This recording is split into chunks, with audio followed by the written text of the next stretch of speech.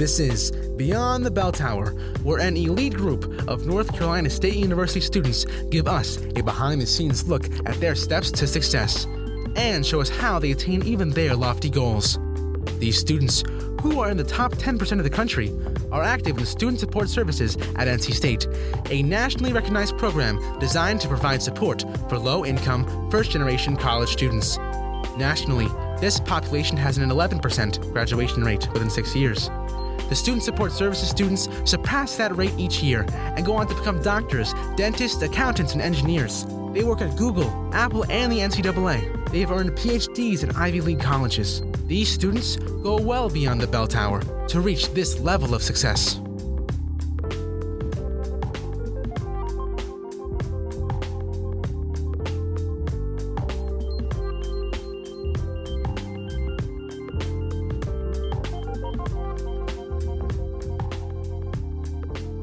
So, Dr. Jones, I figured it out. We met in January of 1993.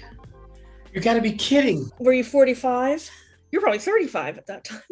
No, I probably looked like I was 55, but that is amazing, Sarah. So that means I always think you're one of my kids, but you really are old. You're old. What are you, 40? You're 40? 48. Yeah. You're 48. You got to be kidding. I just had one of my students I met who is 50. I thought to myself, do you imagine having and I got two kids work for me now, two teenagers, college kids. And they said, well, my dad met Dr. Jones because he was one of Dr. Jones' students. And that's how they got connected. I thought to myself, these are college kids working full time and their dad was one of my students. I said, wow. Mm-hmm. They could have said I was in elementary school and high school. They are actually, yeah. So I'm getting old, buddy. Yeah. Well, I'm sure you'll have a third generation too working for you. Hey, I hope so. Maybe some of your kids. Hey, now that was one of your kids with the writing program? Oh, yes. Yep. Rachel. Right, good. I was happy to do that. No, great. Thank you. It means a lot. So, yes. So we met. So this is Dr. Dennis Floyd Jones. Your full name. I always forget because I never was the Floyd or Dennis. Anyways. I asked you to have this podcast because you had sent a video to me a couple of weeks ago. And after I listened to it, there was just so much to it where I was like, I want to talk more about this with you. And I just think it was like such an important story. And I'm glad that you agreed to do that for sure. Thank you. And why I wanted to do that is that you've been my number one mentor since 1993. And what I think is important to know, too, is that we met at West Virginia University when you were a faculty member. Then you hired me that summer to work at the summer program, which we can talk a little bit more about that, too. But in that summer, then my father died. And that, I think, made the difference between you as a mentor and other people, faculty members that I had at West Virginia, as that you responded very personally, and I always knew I could go to you for whatever that may be. And so I appreciate that. And I think that that's one of the things as why I wanted to have this conversation with you is I knew that you would be open to having a really powerful conversation. Well, thank you. So what was that speech for? The speech, at my age, believe it or not, I enrolled in a leadership program. It was actually a competitive program. You had to apply for, get sponsors or folks to write letters, and you were selected. I was one of 60 professionals who live in and around the Pittsburgh region to get selected in a 10-month leadership program. And, the basic focus of the program, to be honest with you, is not necessarily teaching leadership theory, but it's more teaching you how to use your leadership ability to grasp the region's biggest problems and how those problems you can use your skill set to address those problems. And a lot of people in the program, to be honest with you, they were thinking about this more as a way to advance their own careers and futures based upon this as a part of their resume, graduate of the Leadership Pittsburgh. But for me in a nonprofit area, it was just like throwing a duck in water. I had the most fun. We had superintendents from the school districts that I've been trying to get into for years. we had corporations. I've been calling them and wanting them to, be on my board or whatever. And I just absolutely loved every minute of that. It was the most fun I've had in my entire career. Because everybody was nervous. You always have the imposter syndrome. Should I be here? Am I good enough? So what I did real quickly is that when I got the applications from everybody who was accepted, I went through the list. There's 63, analyzing what colleges you go to. You're married, you got kids, who are your kids, where your kids go to school. Looked at your job, what you do, who you work with. And then, so whenever we went to our first meeting, it was the most amazing thing because they had your picture with as well. Our very first meeting, I went up to them and said, "Oh, you are so-and-so. How are you? How are your kids? Whatever. Oh, you're so-and-so." Their eyes popped out. I was able to introduce myself and then tell them about themselves. And that just started off like an immediate bond because people, believe it or not, they wanted to come into there and fit. They want to come in there and make friends and build relationships, networks. And a lot of people, to be honest with you, Sarah, they're not very good at that. If it's a business area where they understand we're business people, we can kind of, do what we call the small talk, how's your golf game? Look at the weather, that kind of stuff. But, because I've had a whole career of working with students and teachers and interacting in those academic and public environments, I was able to really use this as a laboratory, if you will, to build my own set of networks because I've been away from Pittsburgh, teaching for 32 years. And it's a city that I was in, but it was a city I didn't know very many people. And so I was able to do that. And so the program went along. And of course, we had a lot of interactions with, for example, we went to juvenile court. And I'll tell you 2 quick stories. We went into one. Well, let me pause for a second because I did look at that leadership program and their alumni, like they're the top 30 of 30. They're the top 100, of who's who in that Pittsburgh area. It listed like all these people of these major corporations. So you're right. I mean, like the pond that you were in were like the cream of the crop, people who had either real power or social power or financial power. It really was. So I went into the meeting, though, we had with the courts. All of a sudden, there was a judge of a common pleas court. She was one of the persons who helped us with our diversion program along the way. So she's up there addressing me personally. And everybody's looking around, how does she know you? I said, no, I didn't come before her as a, I'm not a criminal. She would know, what I mean? It's like, what are you doing back in my court? Didn't I see you here last week? No, it wasn't that. Then, we just had the summit and we went into the federal building. The we you're talking about is, yes, the nonprofit that you run. But I went in there with my Leadership Pittsburgh cohort. And so we were in there and the United States Attorney gets up in front of all the people and she says, well, you know what?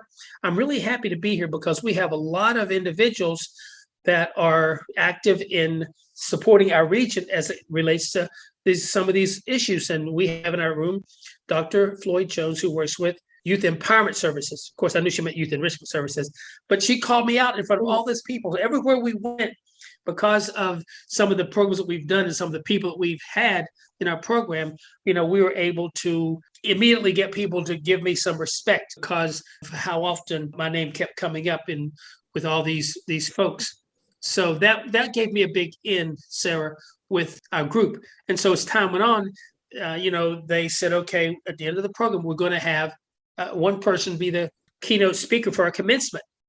And it was a secret ballot, secret vote.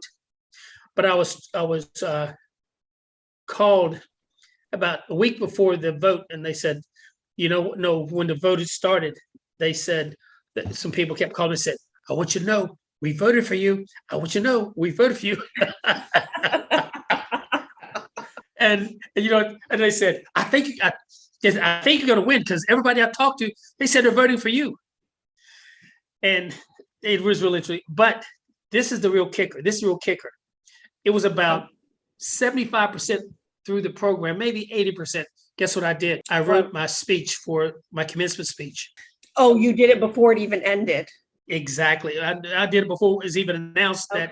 that who was going to win, and I didn't tell anybody, and I did that because that's one thing when you reach my level of professional. I'm old. I'm old. You know what I mean? So you can read things like that. You know what I mean? I knew Mhm.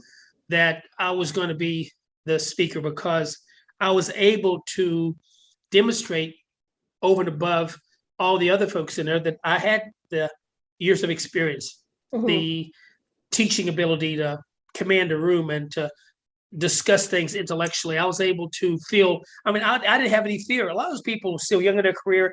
Am I going to look stupid when I say something? Are people going to Yeah. take me seriously? How do I, not look dumb in this environment? Mhm. And when you get to be Mhm. my age, all those things become irrelevant. You know what I mean?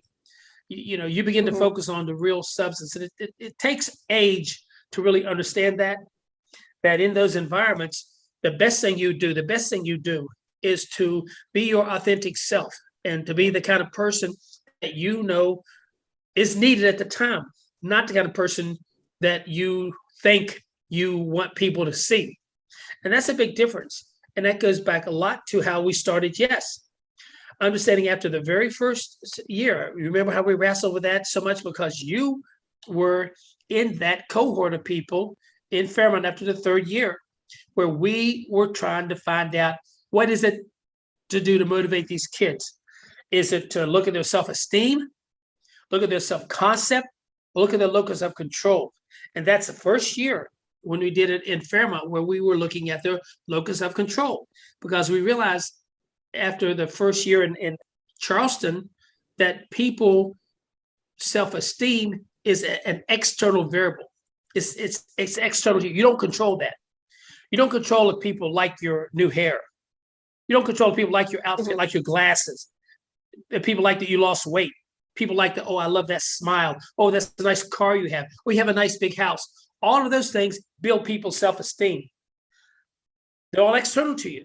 But you know what? At the same time, it brings your self-esteem down because some people say, oh my goodness, look at your bald head. I hate bald men. You know what I mean? And so automatically there's your self-esteem gone down the pooper.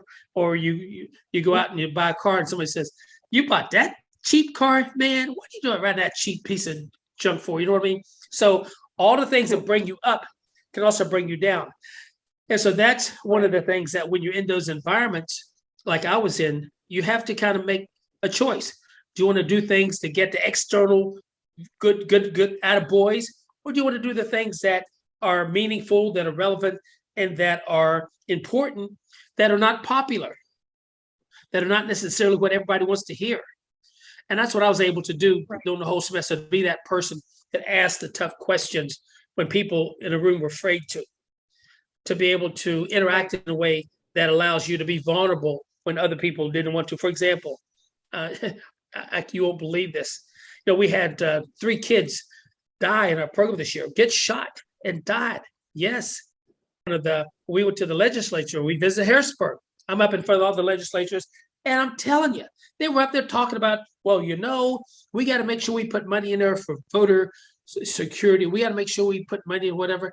I listened to as much as I could, and I said, do you understand that people are dying? These kids, you know how many funerals I go to? How many kids are just absolutely in the worst shape? And you're up here talking about you want to do something with voter registration. I said, you need to get past that. You need to get over that. And and when I was talking, I actually started crying. And I know it was really bad. It was really bad. I felt so bad. But you know what? After everybody came up and said, you know what? We wish we could have said that. We wish we had the nerve to tell them what you said because everybody in the room was feeling the same way. Why are you coming here? It was a conservative kind of person who was running it. And they said, why are you here telling us when we're actually parents of kids who could have our kids shut up in school? We're grandparents of kids who play in these environments that are not necessarily under our control, where we don't know who's around them. And we drive through neighborhoods where a lot of these kind of families live. So for you to get up here and talk about these things that are just irrelevant, and we have kids dying, we're glad you spoke up, Floyd. We cheer you on, and we would have probably cried too, but that's a long answer to your short question. Yeah. But no, because the thing I think that's one of the pieces of it is that you understood, like just even you talking about how you approached the leadership program of, I know stalking is a strong word, researching the people that were going to be, so that you knew the power of the relationships. And then because you had developed relationships with those other people, then that benefited you too, more than probably see anything else on your resume. Mm-hmm. Of you getting that respect and clout. It's like of like who you are as a person, the people you know. Is that true? Like, do you view that? Yes, I do. And I think you have one of the strongest student rapport with everything. I mean, you always, like, there's a long list of your former students that are dedicated. Isn't that to amazing? you. Isn't amazing? And I just look at that sometimes, Sarah, and I'm in awe of that. I'm in awe of that because if you think about it, there is a real distance between what I call the idea of having students that don't look like you. Think about that. Mhm. 90% of the students I taught were not my own race. They were white primarily. And a lot of them, because it was sports and athletics, were male, and a lot of them were white females. And so, Mhm. and a lot of them came from environments where they're not necessarily friendly, to diverse groups.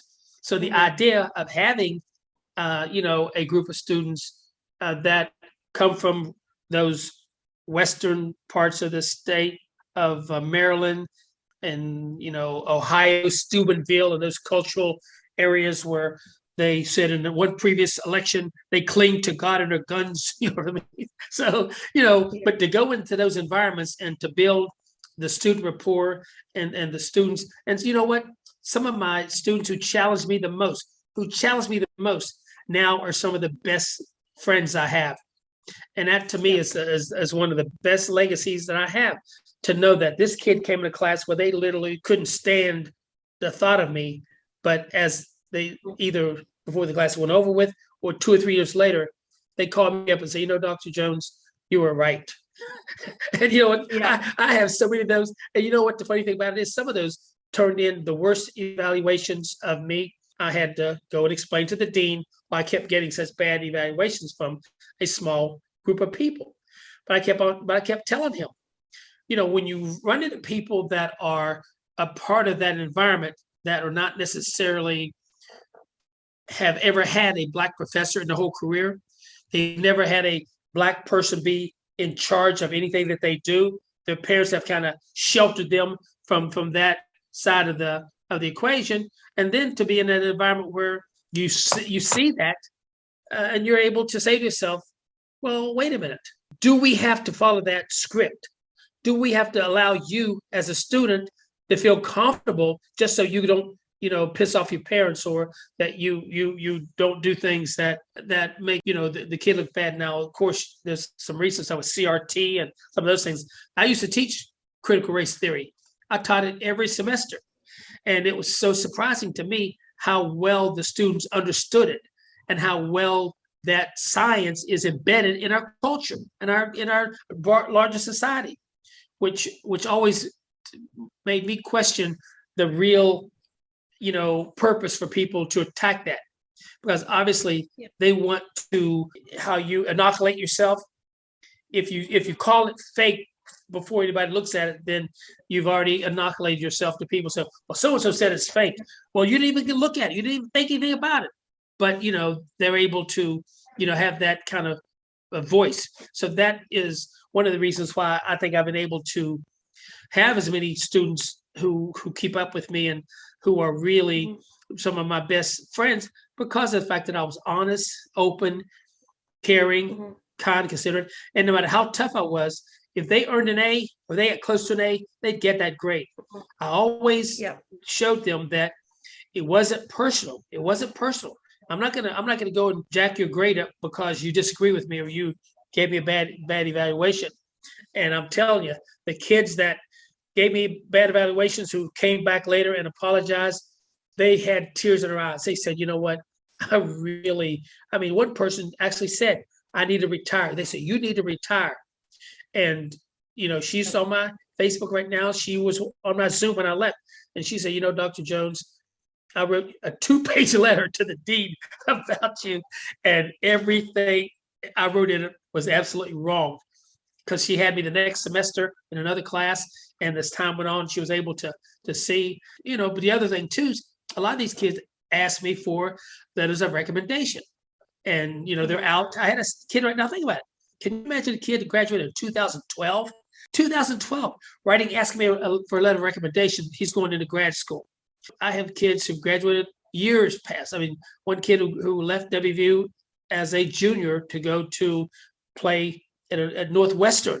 He wrote me just recently, need a letter of reference for a job that he's getting. And I thought to myself, wait a minute.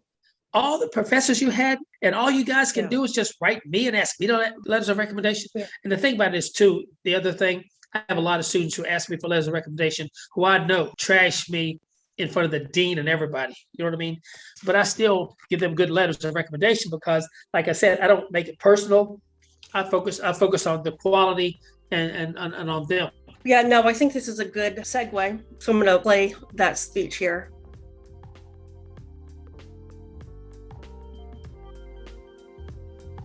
Good afternoon, my fellow classmates, colleagues, friends, family members, brothers, and sisters.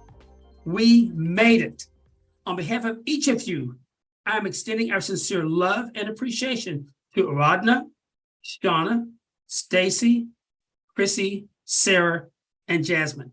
Each of you have earned our sincere thanks. We could never have done this without you. To all the family members here today, I also want to extend to you our most sincere gratitude for allowing your family to get out of some of those family chores, those duties around the house, and other responsibilities so that they can complete this leadership program. We owe you. To our sponsors, stakeholders, funders, we want you to know we've met the standard and we have exceeded the high bar you placed before us. I have 3 brief constructs I want to share with you this afternoon. However, before I do that, I want to begin by telling you a quick story titled An Improbable Journey. Picture, if you will, a young fellow born 1 year after the 1954 Brown versus Board of Education Supreme Court decision that struck down the notion of separate but equal. The lad lived on a mountain in rural southern West Virginia. Now, flash flooding occurred on occasion down in the valley. One morning, 3 of his siblings drowned on the way to school in one of those flash floods because a school bus driver failed to send a boat to take the kids across the flooded bridge. As the news of the tragedy reached the school, rather than show concern and grief, the students cheered and they clapped, saying, "We didn't want those niggers here anyway." Now, these feelings were amplified when the idea of a search party was brought up and they tried to recruit people. Not one of the persons in that school or that town volunteered to participate to find those young bodies. As terrible as that tragedy was, it does not compare, nor does it capture all the threats to access, equity, opportunity this young lad had to endure growing up in the post-segregation era.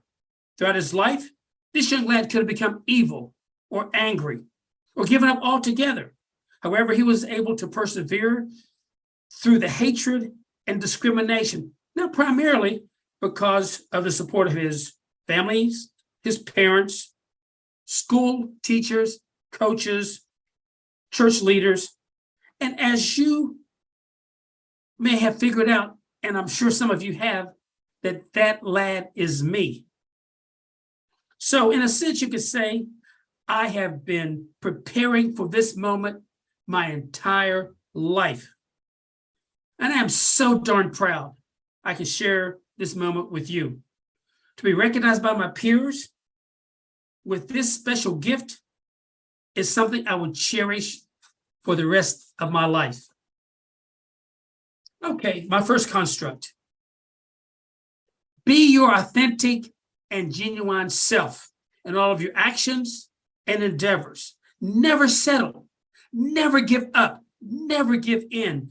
Never compromise your basic values of fairness, kindness, and care. For one day, you will reach my age after a long career, and all you'll have left is that picture of that person you see in the mirror every morning and every night.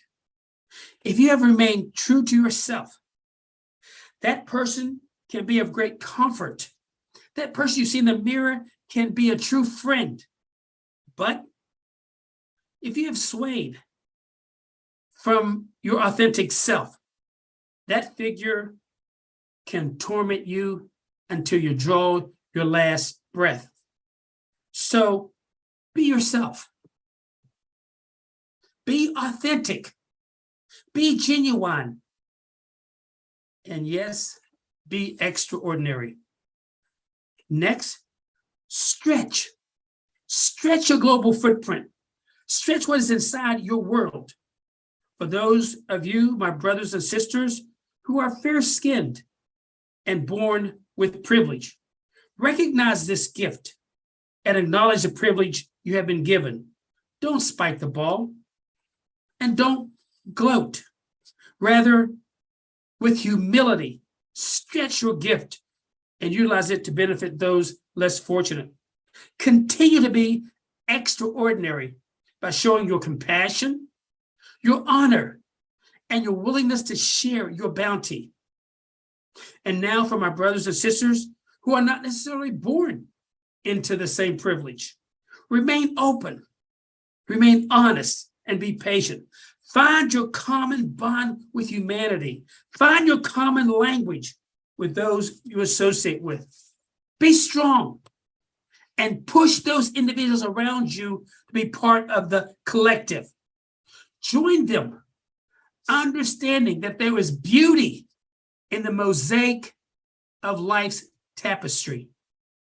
Much like we see in this room, a reflection of America. Continue to be extraordinary in all that you do to connect others, regardless of their heritage or hue. Finally, my brothers and sisters, live every day to the fullest. Reach for the most common and ordinary objects and make them extraordinary. As one of my favorite sports psychologists says, the path is the goal. Believe me when I say your happiest moments are now.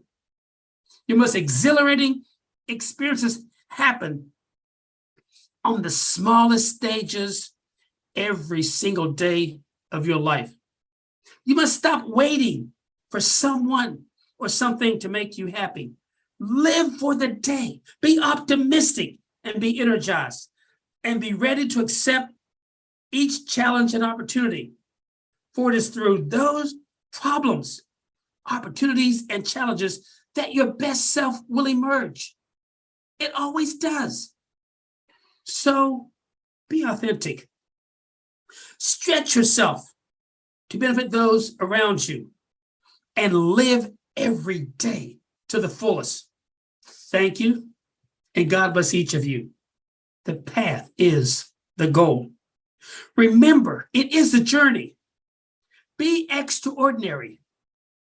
Continue to inspire, continue to lead, and continue to change the world one day at a time. LP38, the best damn class ever. Thank you. Had you heard that? Had you listened to it yourself? Yeah, I've listened to it several times. Yeah. What do you think?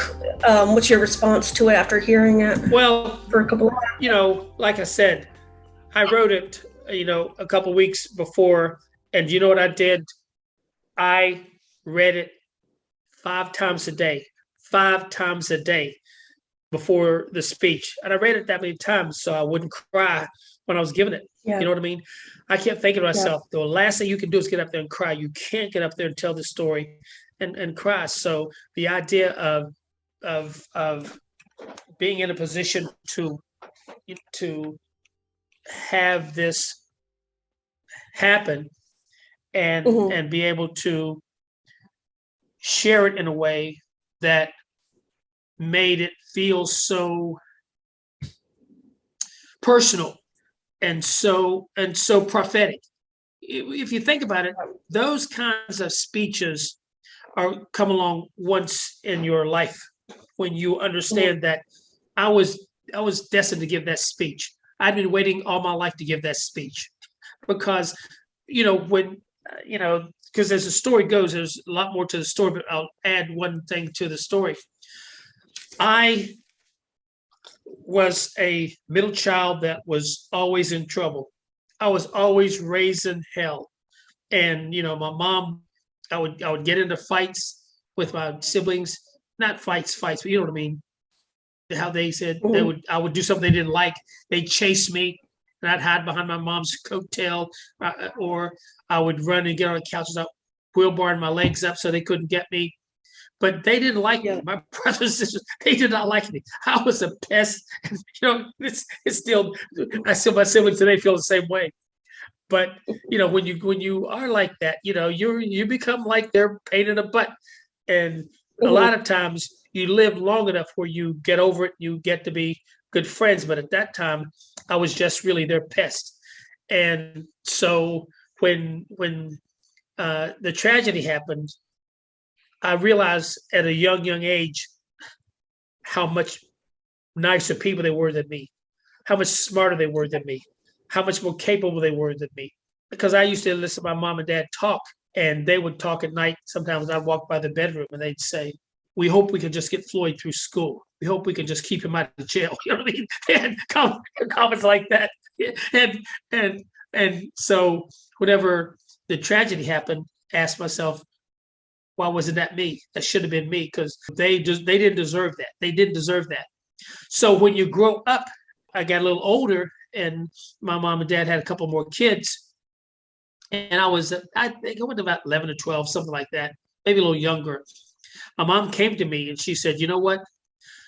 You've got to be the oldest son. You've got to be able to do what's right by your siblings." And I told her, "No, I don't want to do that. I don't want to be the leader." My mom said, "Listen to me. Everything you do, they're going to follow along behind you. Everything, whatever you do, they're going to follow along behind you." I realized one day when I did something, I don't know exactly what it was, but I saw them say they wanted to do the same thing, and it just struck on me. It hit me like a lightning bolt. They said, "You know what? This whole family is going to need you to lead. We're going to need you to use whatever you have to help them succeed." And so I just accepted that. I had to be the one to lead. And that was, to me, the most prophetic situation. And so the idea of why I didn't want to cry is because I knew by reaching that goal, by getting that recognition from that peer group, I had validated my brothers and sisters. Had give meaning to them because their story didn't die with them. Their story didn't die with them. And what I tried to do is make sure that their story lives on, to make sure that whatever happens, that their names and their legacy in some way will live on through me. And so that, to me, was the main reason why I didn't cry, why I was so resolute and so determined to do that. Yeah. So what were their names? Lynn was my sister. She was the middle child. She was the middle of the three. There's Jimmy, who was the youngest, and Junior was the oldest. Now, I do have a sister that was at the water there with them, Inez. And she's the only one who did not go in the water. See what happened, Junior tried to cross first. And when he slipped and started to, get swept away, then, Lynn tried to help him and she fell in too. And then when they were getting washed away, they tried to reach up, and then my sister's the only one who shook her head and said, "No, no." And so she watched them actually drown. And that to me was one of the worst kinds of, things for you to watch when you could have drowned yourself, but you refused. So she ran all the way back to the house, all the way up to the hill. And then, the story goes on from there. But, Yeah. The idea, Sarah, that you have these beautiful young children who had just begun to live and had their lives swept away. And because we weren't wanted, we were absolutely not accepted and not at all viewed as being, belonging at that school. When that happened, it was just an automatic relief by all the people there that, okay, we got rid of them. They didn't belong here. We told them they didn't belong here. Now see what happened to them. That's what they get. Yeah. Because they were on their way to the integrated school. Yeah. They were. My family was the first family to integrate the school. To background, that happened in Rupert, West Virginia, where you're from. Yes. And if anybody's been to West Virginia, those hills and valleys of that flooding, I mean, that's still just a major issue with that is severe and it's going on, still today. And you don't know when it's going to happen either. I mean, it rains really hard in one area that you don't even know, but the water rushes like a gully wash. It just rushes, and when it comes to your area, you might say, "Well, it hadn't rained whenever," but the water comes up, and what they were supposed to do is they were supposed to have a guy with the boat who, when you got up that morning, if it rained, you knew in the valley where the buses were that you had to get the boat out. For some reason, that the person with the boat never showed up. And it was just like the worst scenario happened. Yeah. What school were they going to? It was at Rupert Elementary School. Yeah. So when I looked more into it, so that Rupert's in Greenbrier County, and Greenbrier County was one of the worst after Board versus Brown Board of Education, and so. Then here you have that of like the story that you're telling in the context of it, as I was looking more into it, it's like, no, this was not like the opinion of a few. This was structurally like the entire county was like, we're not going to follow, anything having to do with integration. We're going to keep it segregated, period. And that when that happened, that farm we had up on the hill, 50 acres of some of the best timber, maple, cherry, farmland. It was just absolutely amazing. But because of the tragedy of losing their children, my mom and dad couldn't live there anymore. They couldn't live in that house. So they gave up a house that was built after slavery. They left Virginia and they were able to buy 50 acres up there on that hill. And, you're talking about cherry trees and spring water that was just fresh out of the mountain. Any kind of produce you could think of. But when we moved, do you understand, Sarah, nobody rented us property. Everywhere we went, we knock on a door, it had a rental sign on it. Nope, we don't rent to coloreds. We don't rent to Negroes. And finally, one of my dad's, think about it. My dad worked in coal mines. One of his coal mine buddies said, "Albert, we think people ought to stay with their own kind. Whites to whites, blacks to blacks. You ought to stay with your own people." And we heard that message over and over again. The only place we could actually go after all that was a place called Pine Ridge, which was actually called Nigger Ridge. And that's where we wound up living. And it was another place. Think about it. We were on a hill, right? So, 2 miles from everybody else. Then we went on a ridge 2 miles from anybody else. And, never had indoor plumbing. It never had indoor water. Never had any of those things that all of our friends and kids in the school grew up around. But because we were so isolated and so pushed to the extremes, then we grew up in that type of gilded environment, if you will. What's your first memory of that house? Like, when did you move? Because what I'm getting at is like the sense of you had, like as a kid, where you're not picking up on everything, but you pick on, it's almost like you pick up more on the nonverbal cues. Yeah. So, I mean, for you to just physically, I mean, that's just. Right. Well, what happened is that my dad was crying. And that's the first time I've ever seen my dad cry in my entire life. He was crying, and he just said, we're going to bury your brothers and sister. And I don't know how we're going to do it. My mom, she never accepted it. She said, I never accepted that they were dead, but everything around the house reminded them of the kids. So they almost immediately, we made it through. It had in February. I think we made it through that summer, and we finally moved sometime in that summer. And when we moved to this other town, then we went to another school, Smoot Elementary School. So we went from Rupert, which was a coal mining town, to Smoot, which was like a little farm town. We had some of the similar experiences of dejection, rejection. I almost had to fight every day, nigger jokes every time. My brother, when we just had a program about 3 years ago with our old high school coach who came and talked to some of the kids who were recruiting to WVU. And my brother got up to introduce it. He said he was called nigger so much he thought it was his middle name, And, I had 7 brothers at the time and 2 sisters. All of us faced our own set of racism and discrimination. And, we had to fight our way, sometimes, literally and sometimes figuratively fight our way through.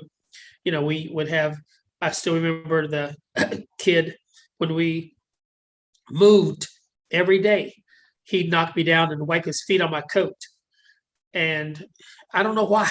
To this day, I didn't know why. He would knock me down, wipe his feet on my coat. So I came home one day. My mom told my dad, and my dad came in and said, son, you got to stand up for yourself. You can't let people do this to you. He said, if you come home tomorrow and that kid has wiped his feet on your coat, I'm going to whoop you behind. And it's going to be one of the worst whoopings you ever got in your life, because you have to learn how to stand up for yourself. I was so scared. I was about to pee in my pants.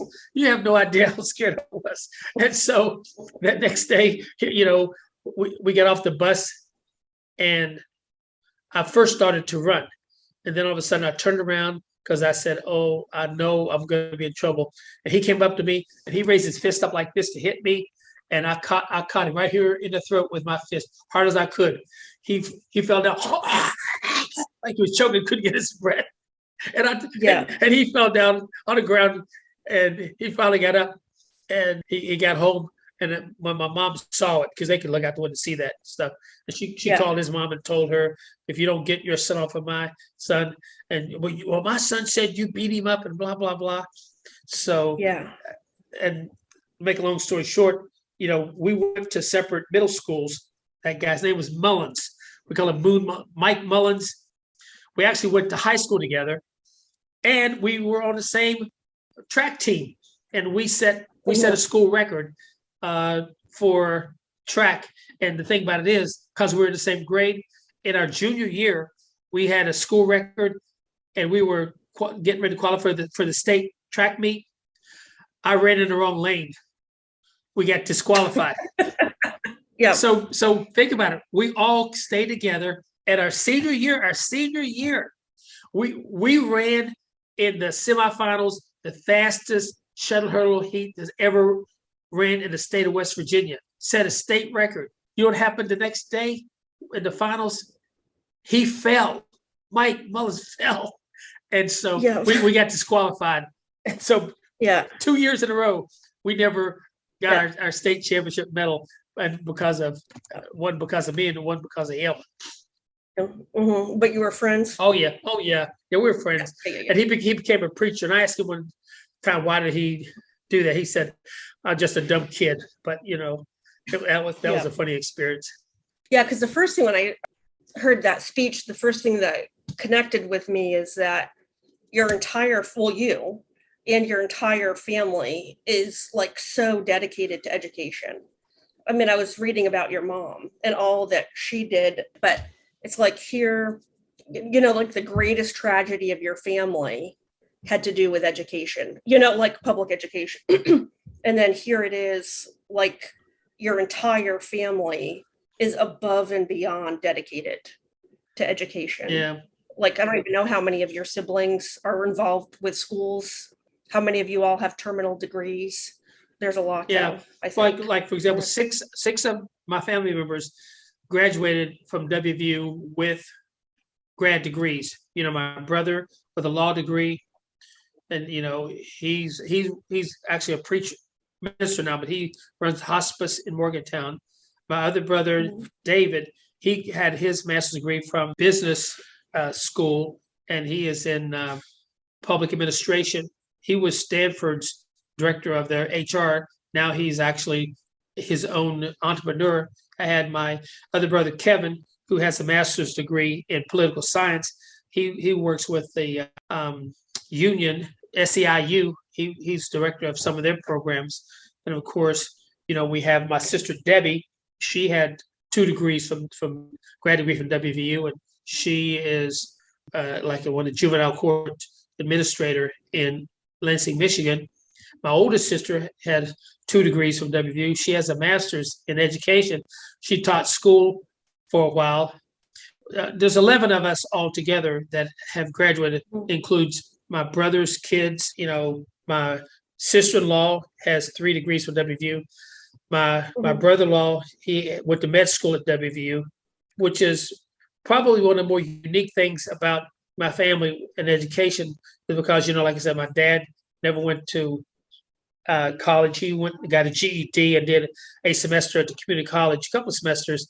And you know, my mom, she went back after and got her associate's degree, graduated from Bluefield State College, and, you know, became a teaching assistant in the schools. You know, my dad, he was the one who would always push me. I took a job with WVU Extension Service with 4-H. And I did that for about 5 years. And I came home one time and my dad said, "Son, you got to go write that book." What? He said, "Yeah, you got to go write that book." He talked about a dissertation.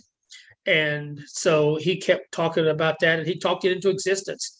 You know, because he was right. You know, I was not, I'd reached a level, you know, in West Virginia, you're not going to get a lot of opportunities to move up, whether you think you are or not. So I left the state and went to Pittsburgh, and that's when I started my PhD. But, you know, all of my family, you know, all of my sister's kids, my brother's kids, all my kids, all of us are driven by my dad and my mom's voice, that education is a key that's going to unlock any door you come up against. It's the only way you're going to be able to get to where you need to be, where you want to be.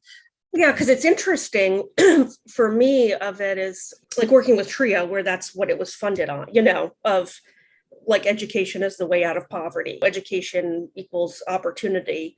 But sometimes you see that that's not a one and done thing. And then even like what it takes to get an education.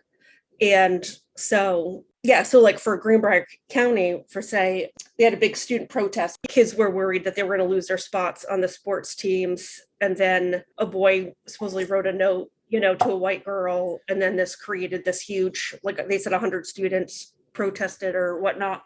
And then it listed that the KKK started forming and getting involved like with those protests and whatnot. And then it goes on to say that only 4% of all of the students in that county were African American. So literally in those schools, there may have been 5 African American kids in that like entire school. But it was like this whole, the world's going to come to an end because these 5 students or you know, 10 students even are going to be. That you'd be surprised. You wouldn't be surprised. Think, for example, when you would have Easter. Back in those days, you know, the teacher would bring in Easter baskets for all the kids, you know. Just so happened that, you know, where's my basket? You know what I mean?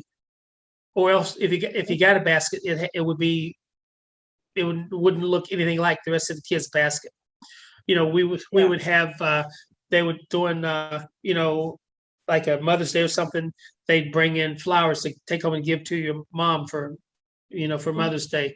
We'd get one that was already broke. It was dead. You know what I mean? Yeah. You know, you. Why do you want to stay? Why would you stay in school? I mean, seriously. Think about it, though. I told you the story about the ring around the rosy. The first day of school, the teacher said, okay, we're going to do something to get to know everybody. Hold hands, and we're going to do ring around the rosy. This is how it goes.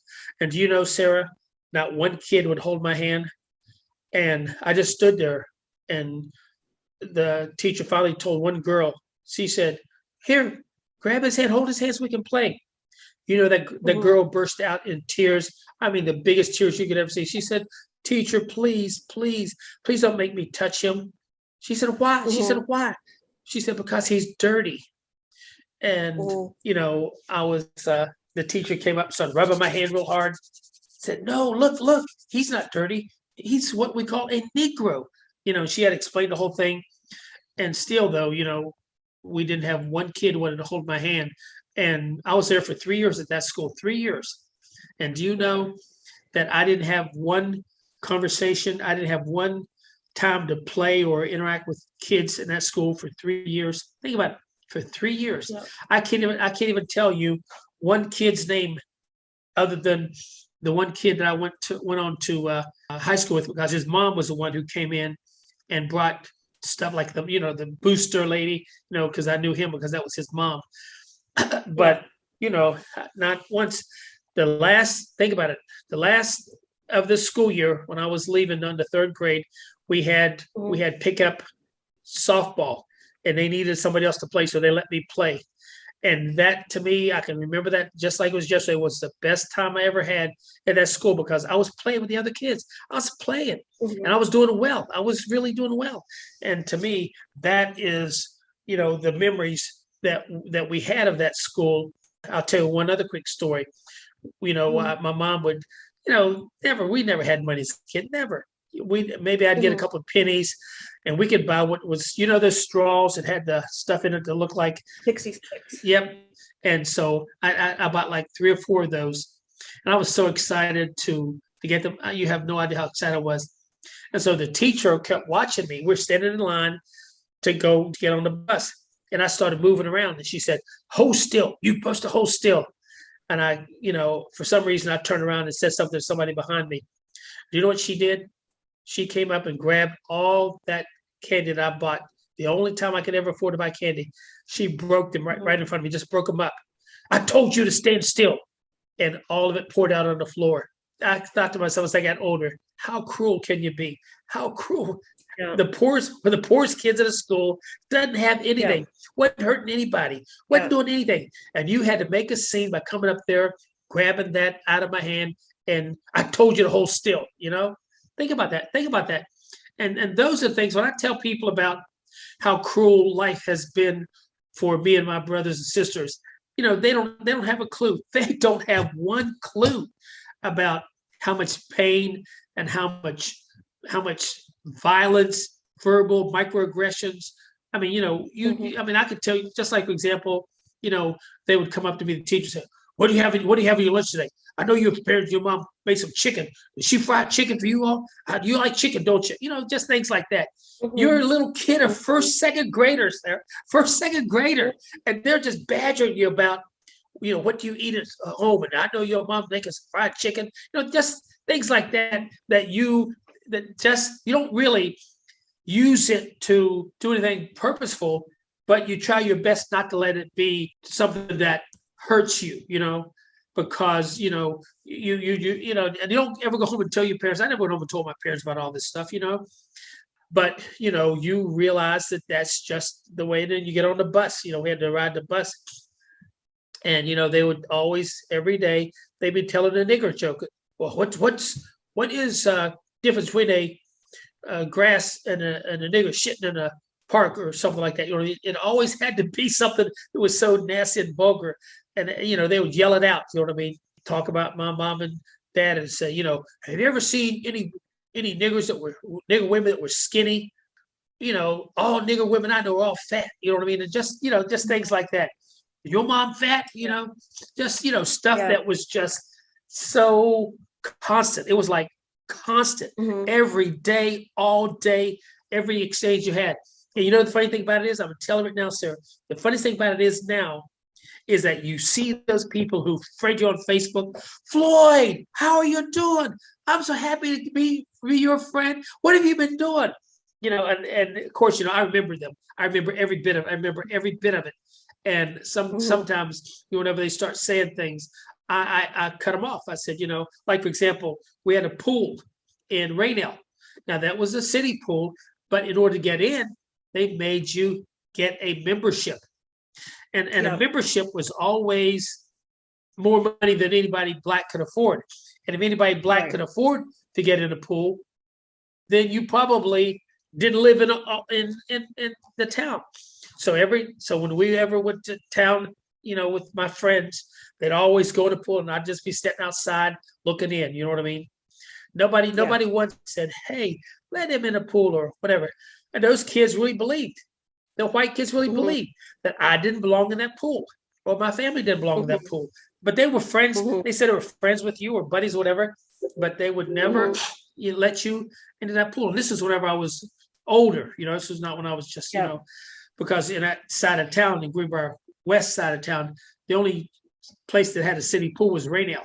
And, even when you were in high school, you still couldn't, if you're Black, you couldn't go to that pool, Yeah. And so I don't even know if they let Black people into this day, Well, yeah, I looked it up. The Greenbrier County is like 96 point something percent white. Yeah. So who knows? But so how do you think, though, that impact? I mean, because that's trauma. I mean, you have PTSD, of that. No. That just made me stronger.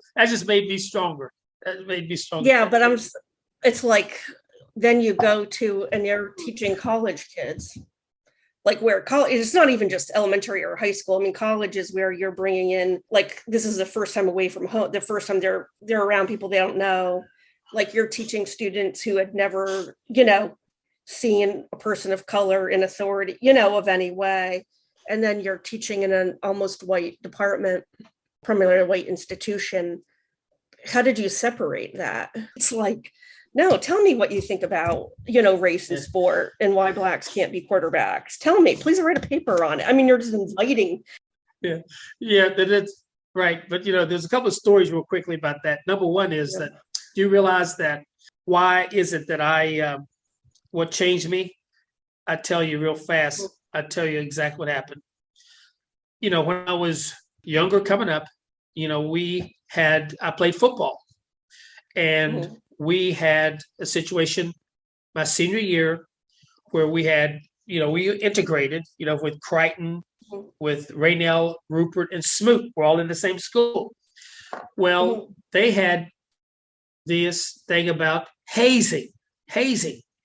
If you were a freshman, what they would do to haze you, they tore off your shirt, and they would both grab one leg and one grab the other leg. And there was these pine trees that were growing. They were kind of medium sized, and they would drag you with nothing on but your jock strap through those pine trees and tear your clothes.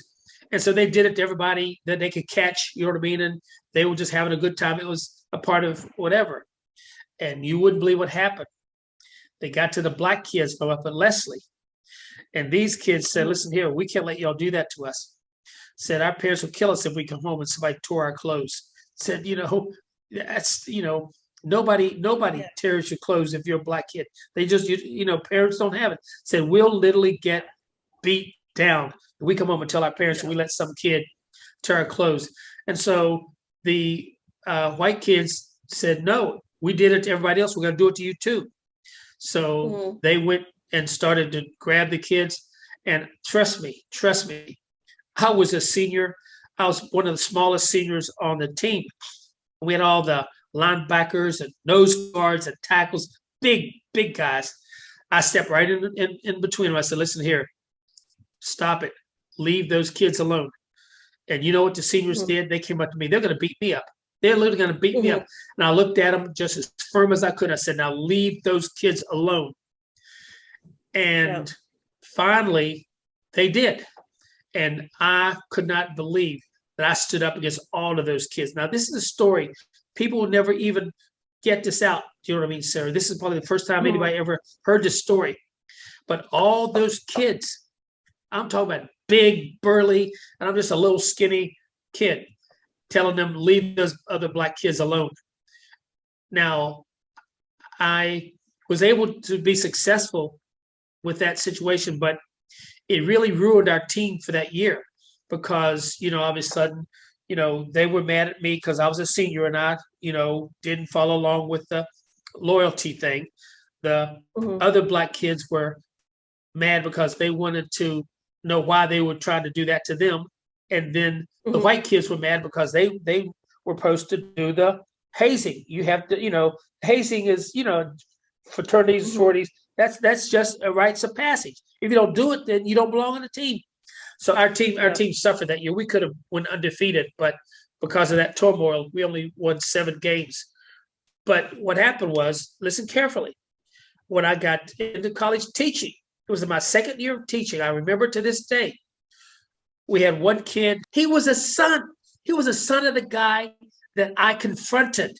And here I was, the big bad teacher, and I didn't even know him from a can of paint because this was kids from all over. You know what I mean? I said, are you blah, blah, blah? I want to say his name. And he said, yes, I am. That was my dad. And I said to myself, you know what? I am going to really stick it to this kid. And I saw when the kid got up to walk, guess what? He had spina bifida and he could barely get around. And I looked at that, Sarah, and I thought to myself, how cruel can you be to even think you would want to hurt a kid because of what the parents did and what happened decades ago? I said, I felt the most overwhelming amount of personal shame and guilt. And, that kid went on to be one of the best kids I ever taught. His mom made me a batch of cookies. You know where those cookies are? Take a guess what those cookies are. I still have them. I still have them. My second year of teaching, I kept them because I just felt so incredibly, successful. That I was able to have the generation of racism and guilt and pain regarding that situation. I met that challenge and I was able to overcome that and go back and make that person somebody who looked up to me, somebody who respected me, somebody who liked me enough. He came by my office every day almost and would talk to me. And he got into grad school, graduated, went on to do some great, great things. But, he later, committed suicide. And, we were just, really profoundly sad about that. But he wrote a note about why he did it. He said, he just couldn't, he was successful, professionally. He worked for a sporting newspaper and just a well-loved guy, but he just had a lot of things that he just, could never, overcome. But that's a story that just touched me because I learned that you never know what people go through. And if you think it's okay to take something out on somebody else for what the parents did, then, it just wasn't right. And that's one reason why you look at the legacy of slavery. How easy is it for us to try to blame all white people for slavery, when a lot of them had nothing to do with it. And, it's not fair to hold them accountable. However, it is important for them to accept responsibility. And that to me is where that whole issue gets, fabricated. You look at it because if your great grandparents had slaves and they may have, fathered children by slave women, they might have hung some slaves, and you should be able to acknowledge that and accept it. Don't own it as guilt, but accept it as what you did to become successful because you spent, 240 years with free labor, you know what I mean? That built your war chest. as a country Mhm. and as a group of people. All the folks who, Yeah. like, my uncles who went to the World War II and came back and didn't even get anything from the GI Bill. But all the white Yeah. parents were able to go to college, buy houses with no down payments, with Yeah. no, mortgage interest rates. And so, but they look around now and they talk about how, well, it's not my fault for slavery. Nobody's saying it's your fault, but you have to hold yourself accountable that the reason why you're so successful is not because you're smarter or you're naturally intelligent or you're a superior race. It's because of the economic power differences that went on for Mhm. 400 years.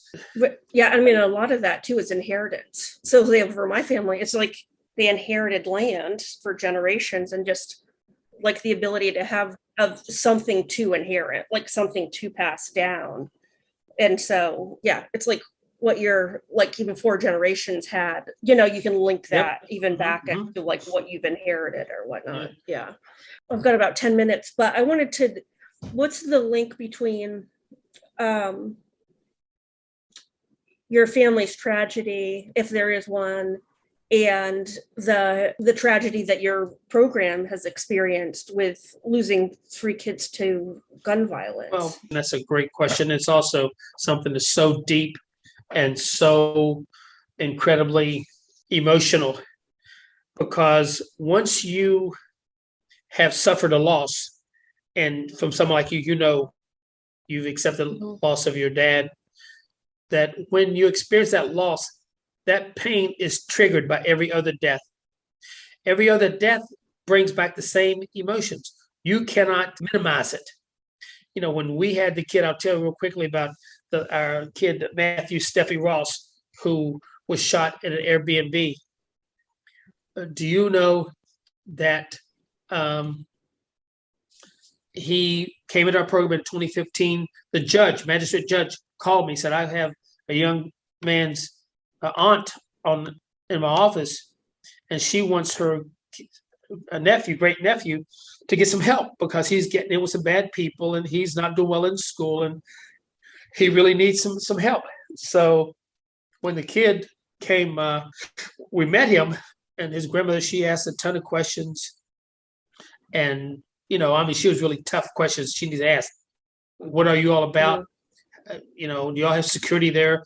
Who's going to help him? On and on and on.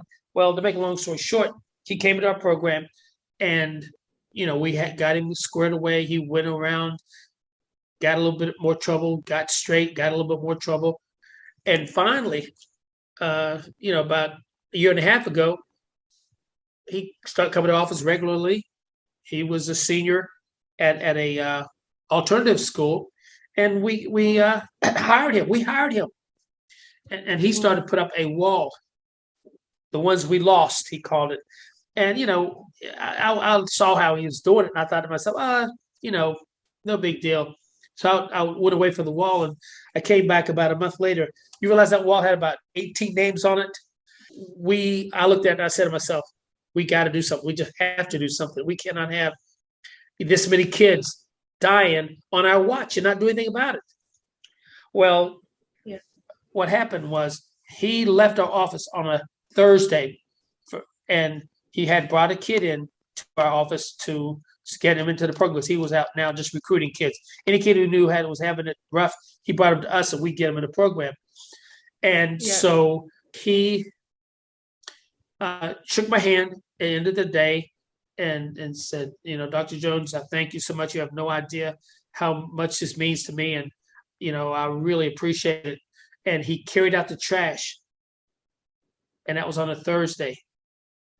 He was shot on that Saturday. And when we found out it was him, nobody could believe it. He said, no, all the things he went through, losing his grandmother and, taking anybody's great grandmother and all the things all the bad deals he had.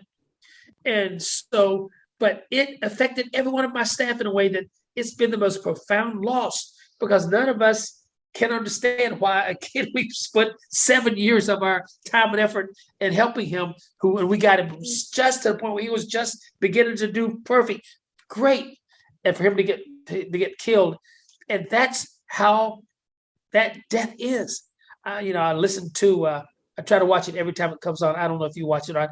It's The Equalizer 2 by Denzel Washington. He's in there with the one kid who's a painter, and the kid gets caught up in a gang. And so Denzel comes up to the room where they're making their drugs and, come on, Miles, come on. So he gets out of it. And the kid says he starts cussing at Denzel, how am I going to make it? Painting, it's not whatever. So Denzel grabs him and tells him, you don't know what death is. You don't know what death is. And he says that 2 or 3 times to the kid in the most loud and profound voice. And I think a lot of people, they don't know what death is. Death to them is a video game where you kill everybody you can.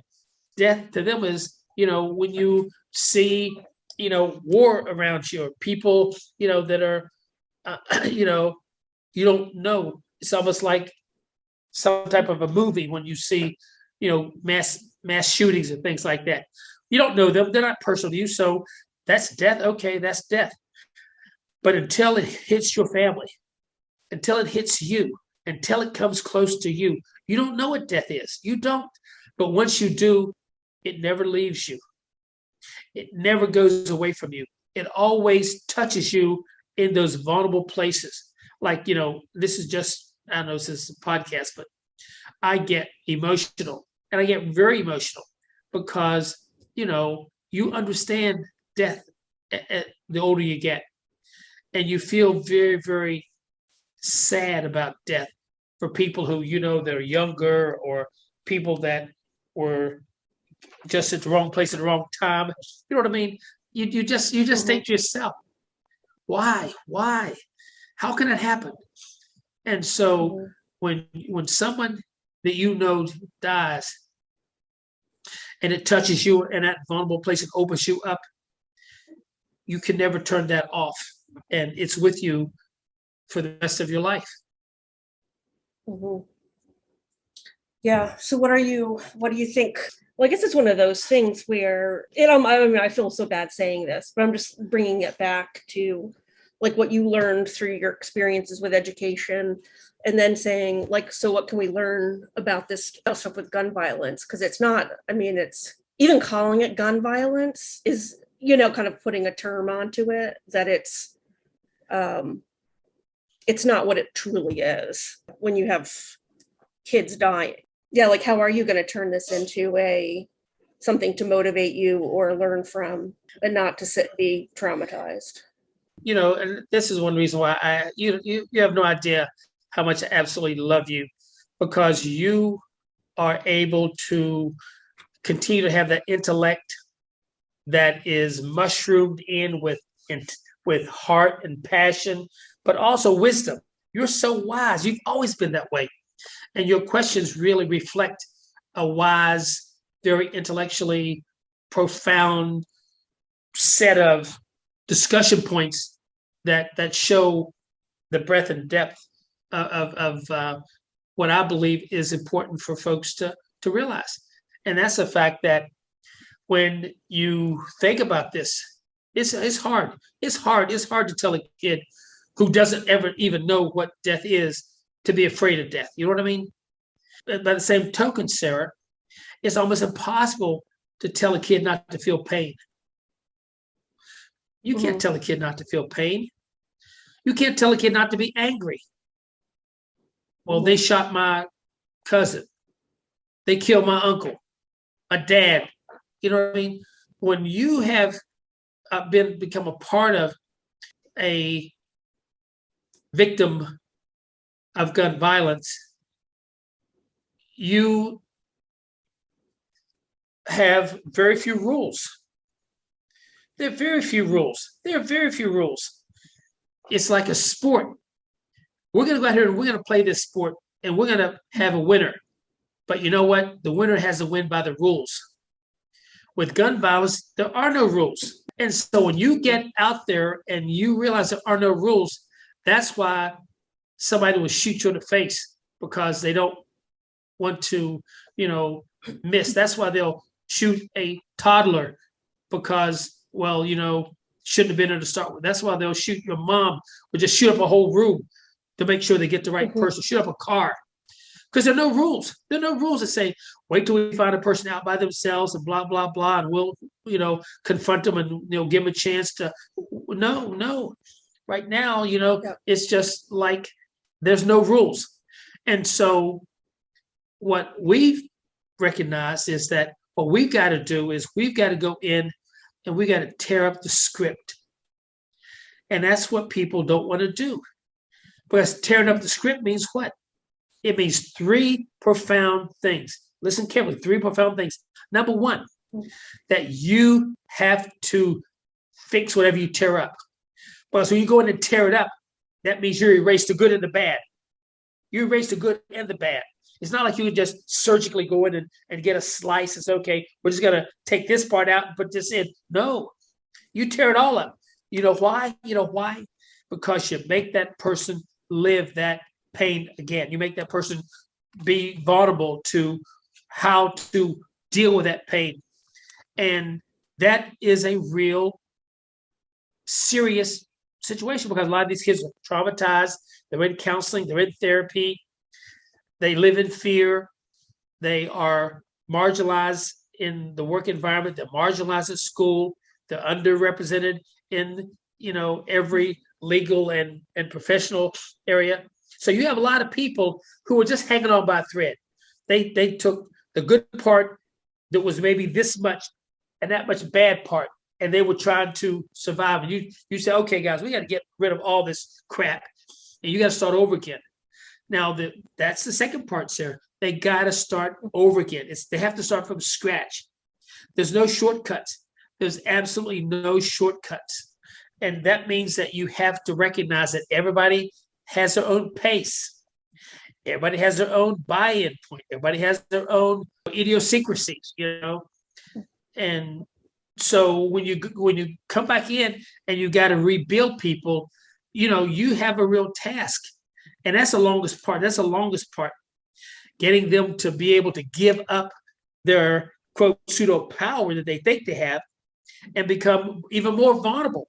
I mean, I've already lost a family member. I've already gotten, money on my head. I've already gotten all this stuff. You want me to become more vulnerable, become more at risk?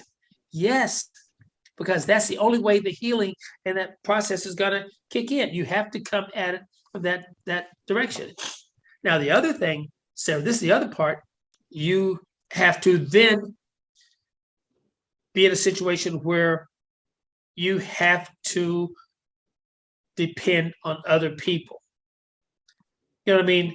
And that's the third part that is the toughest part because people are the one who let me down to start with. People are the one who didn't give me an education, who I didn't get a chance to play on the team. I didn't get a chance to go to the park because I didn't have money. I didn't have clothes. All the people that I depended on before, they let me down. Look at me. I'm the kid that's isolated out here with nothing. And that's why it's a powerful incentive for me to get a gun so I can, at least have something I can protect me by. So that idea of becoming more vulnerable and putting in that work means one thing. There's no guarantees of success. And that to me is the scariest part. That if you got to start over from scratch and it's going to be a lot of work, a lot of people don't want to put in the work because they know that there's a darn good chance that I'm going to fail, that I'm not going to make it. In their mind, which is the other part. And this is the final part of it. And this is like a smaller, what I call a smaller strategy. But I think for our purpose, it might work. So the final piece is you got to get them out of the environment that they're in. You cannot break the cycle when kids live the cycle every day. You cannot break the cycle when kids live the cycle every day. You've got to put yourself in a situation where you can remove them from that environment, either by college, going out of state, out of the country, doing something to get them to see with fresh eyes. And that's the part that we talk about. That the other part, the reason why you get them away is not because you want them just to, relax and refresh. No, you want them to begin to look at things with fresh eyes. And that fresh eyes is a real significant, strategy, because once you're able to see how they do it here, some are optimistic, some of them who didn't have the same thing you didn't have, how they become successful. I didn't have a parent either. I grew up in the same neighborhood as you, but look where I am. So the more they can get those fresh eyes that come from the peer influence. The fresh eyes come from the peer influence that they're in, and that allows them to, in many cases, begin to get the building blocks. If when you build something, you can make it sturdy by the fresh eyes that gives you what. And this is always, Sarah, in my mind, what always saves the day. And that's all those intangibles, the things you don't see, things you can only feel, things you can only guess, things you can only interpret. And that's what you have. That's what you have, being the first generation kid, recognizing that you are doing this because you're trying to make your dad proud still to this day. You're trying to do the things that your dad never had a chance to do, what he always wanted you to be able to do, and you're able to do that. Nobody wrote the rules. Nobody told you how to do it. You just know you have to do it. And that's why with me, all of the racism, discrimination, and pain and hurt that I went through, it didn't matter. It didn't matter because I knew that I had 3 dead siblings who would give anything to experience that, who would have given anything to just be a part of that, And for me to complain and to give up and to feel sorry for myself and blame somebody, hell no, hell no. You know what I mean? My goal for them, but then living for my brothers and sisters who were younger than me, coming along behind me, who I know that they will be in my shoes one day. If I don't prepare them, if I let them see me fail, if I let them see me get weak and let those things bother me to the point that I give up or I lash out or I, create a whole another series of mayhem with guns or whatever. Think about that. How many of them would I ruin because of that? You know what I mean? So that to me is the point that I reached, that I knew that no matter what happened, I had to do it for those that I lost, but also had to do it for those that were still alive. And no matter how much of that trauma and that pain and that discrimination, that racism I had to face, had to take, I would do it all over again in order to be the man I am today, to build a bridge for the folks to walk across. Being able to see it from all different perspectives, which is good. You wiped me out. That was good. I want to leave it on. No, that was good. Well, that was good. Powerful. Well, thank you. Well, TRIO Student Support Services Program and Student Support Services STEM are federally funded college retention and completion programs. These programs focus on academic, personal, and career support for under-resourced undergraduate students.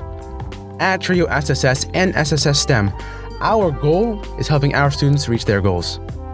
We are currently accepting new students to our program. Apply today.